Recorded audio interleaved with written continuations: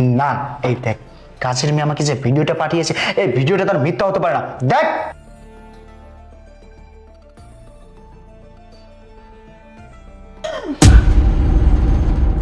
আরে কি আপনি দরজা লাগাচ্ছেন কেন?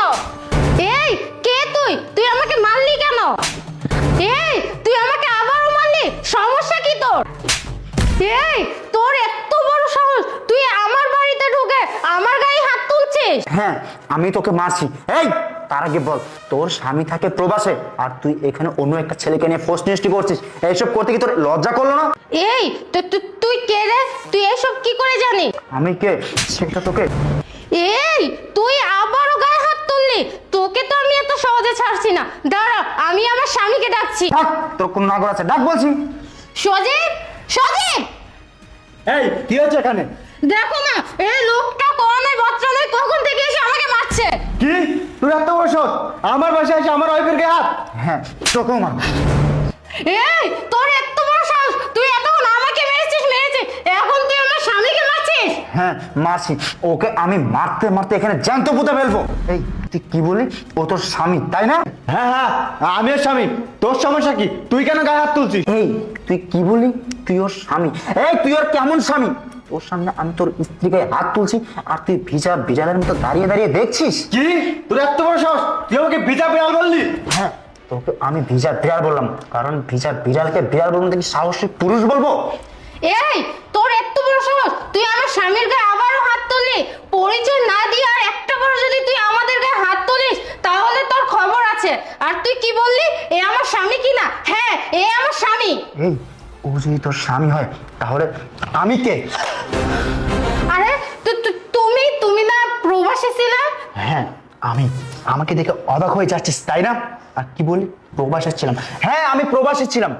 আমি গতকাল বাংলাদেশে আসছি। কি তুমি গতকাল আসছো বাংলাদেশে আর আজকে আসছো বাসায়? আর তুমি আসবে, আমাকে একটাবার জানিয়ে আসবে না? হ্যাঁ, আমি তোকে না জানিয়ে বাংলাদেশে আসছি। আর আমি তোকে কেন না জানিয়ে আসছি জানিস?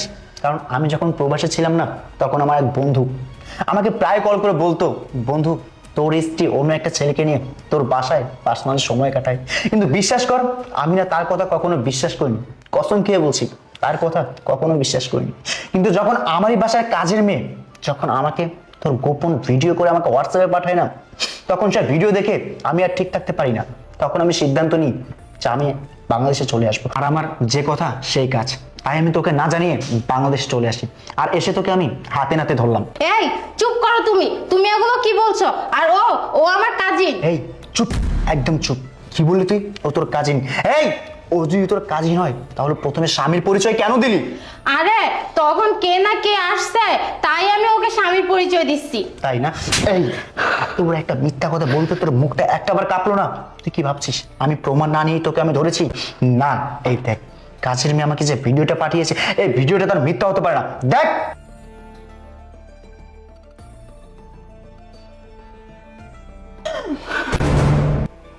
কি দেখেছিস? আমি না ভাবতে পারতেছি না যে আমার ভালোবাসার মানুষ, আমার ভালোবাসার স্ত্রী আমার সাথে এরকম বেইমানি কিভাবে করতে পারে। এই তুই জানিস প্রবাসীদের জীবন কতটা কষ্টের হয়?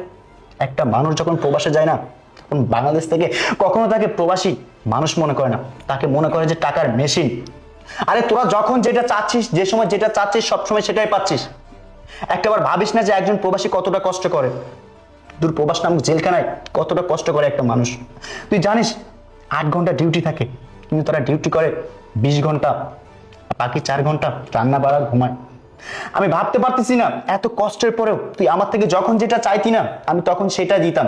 তুই আমাকে প্রতি মাসে কল করে বলতি, আশিক আজকে আমার এত টাকা লাগবে, আজকে আমার ড্রেস লাগবে, দামি ফোন লাগবে, দামি গাড়ি লাগবে।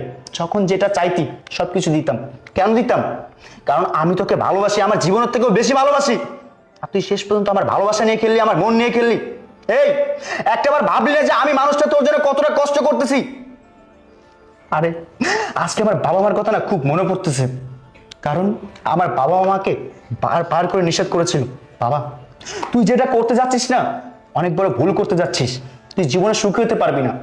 আজকে আমি দেখছি তাদের কথাই হারে হারে মিলে যাচ্ছে। আজকে তোকে আমি যত কিছু দিয়েছি না, এইসব যদি তোকে না দিয়ে আমি আমার বৃদ্ধ বাবা মাকে দিতাম না, তারা দুহাত তুলে আল্লাহর কাছে কান্নাকাটি করে আমার জন্য দোয়া করতো, আজকে এমন একটা দৃশ্য আমাকে কখনো দেখতে হতো না। এই তুই কি ভাবছিস আমার টাকা পয়সা অর্থ সম্পদ বাড়ি গাড়ি যা কিছু আছে সবকিছু আত্মসাৎ করবি? না, সেই সুযোগটা আমি তোকে আর দিব না, কারণ আমি এখানে আসার আগে সেই ব্যবস্থাটা করে আসছি। আর এই ছেলে, তোকে বলছি, তুই বা এমন একটি নিকৃষ্ট কাজ কিভাবে করতে পারলি? আরে ভাই, তোর তো বিয়ের বয়স হয়েছে, তুই চাইলেও বিয়ে করতে পারিস। তুই তোর বাবা মাকে বলে ভালো একটা সম্বন্ধ থেকে বিয়ে করে ফেল না। তুই কেন শুধু শুধু অন্যের বউর সাথে পরকীয়া করছিস? তুই জানিস আজকে তুই যে কাজটা করেছিস, এই কাজটা যদি আমি তোর বউর সাথে করতাম তাহলে তুই স্বামী হিসেবে কখনো নিজেকে কন্ট্রোল করতে পারতি?